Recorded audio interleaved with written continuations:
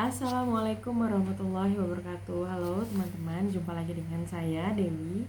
Kali ini di video ini saya akan menjelaskan tentang bagaimana caranya kita mempengaruhi akal anak. Nah, jadi ada beberapa teman-teman mungkin yang bingung. Di antara anak-anaknya ada yang memang terpengaruh dengan lingkungan yang mungkin sedikit kurang kita setujui, ataupun anak-anak yang memang terpengaruh dari apa yang mereka tonton. Nah, jadi di buku yang saya baca ini, Prophetic Parenting, Cara Nabi Mendidik Anak, di sini di bab 4 ada materi yang menjelaskan tentang bagaimana mempengaruhi akal anak. Dan di sini ada 5 poin yang menjelaskan tentang bagaimana caranya kita sebagai orang tua bisa mempengaruhi akal anak. Nah, yang pertama adalah menceritakan kisah-kisah. Yang kedua adalah berdialog langsung kepada anak. Yang ketiga, berbicara sesuai kadar kemampuan akal anak. Yang keempat, tanya jawab. Yang kelima, melatih anak dengan beraktivitas, gitu ya. Menceritakan kisah-kisah, berdialog langsung ke inti persoalan, berbicara sesuai kadar anak, tanya jawab, melatih anak dengan beraktivitas. Satu lagi, mengarahkan anak untuk meneladani Rasulullah. Ini yang paling penting. Nah, jadi untuk poin pertama yaitu menceritakan kisah-kisah. Nah, mungkin kita sebagai orang tua bisa mencari tahu, searching ya, tentang kisah-kisah teladan ataupun cerita-cerita para nabi yang bisa kita jadikan referensi untuk bisa mempengaruhi akal anak. Nah, jadi di dalam cerita atau hikayat ataupun kisah teladan itu di dalamnya ada banyak hikmah dan ada banyak hal-hal yang bisa kita tunjukkan ke anak, dan sehingga mereka bisa meniru seperti itu ya. Contoh misalnya kisah Nabi Ibrahim, Nabi Ismail gitu, dan kisah-kisah yang lainnya. Yang kedua, berdialog langsung ke inti persoalan. Nah, mungkin kita di saat kita muda dulu, mungkin di era 90-an, kita kalau misalnya dimarahin mungkin ada intro dulu, ada pengantarnya dulu.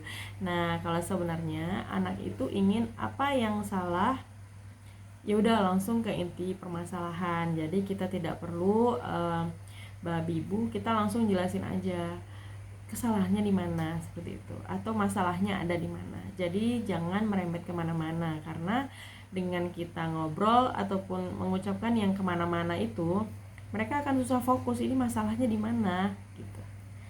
Nah, selanjutnya berbicara sesuai kadar kemampuan anak. Nah, kita yang dewasa ini mungkin sudah mempunyai kosakata yang sedikit berat ya. Jadi kalau untuk anak itu mereka akalnya belum terlalu matang untuk menerima kata-kata yang sedikit berat.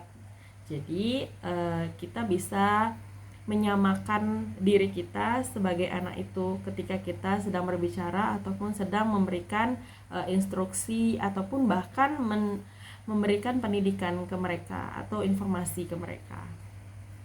Selanjutnya tanya jawab. Nah, dengan tanya jawab kita bisa mempengaruhi akal anak.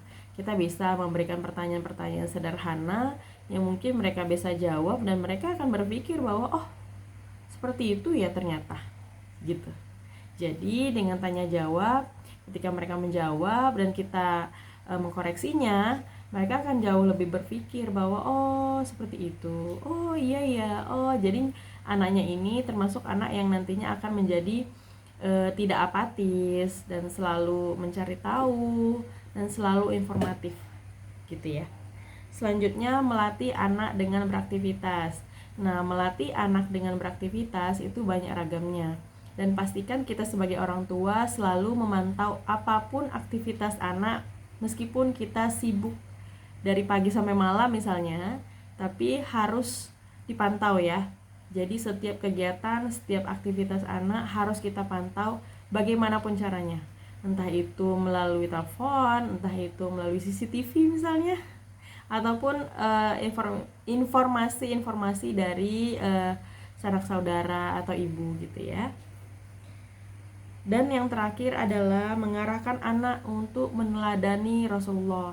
Nah, zaman sekarang mungkin banyak ya anak-anak yang condong mengidolakan para penyanyi, para aktor, para artis-artis Korea seperti itu.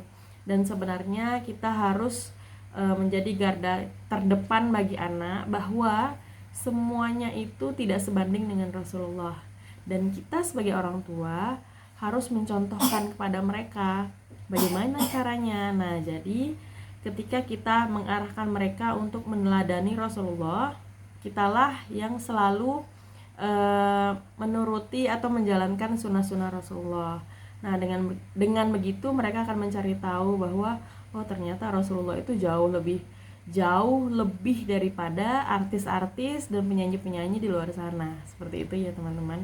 Nah, jadi itu tadi beberapa poin yang bisa mempengaruhi akal anak sehingga mereka yang tadinya condong ke sesuatu yang tidak terlalu positif, kita bisa mengarahkan mereka ke yang lebih positif lagi. Seperti itu ya. Terima kasih ya. Assalamualaikum.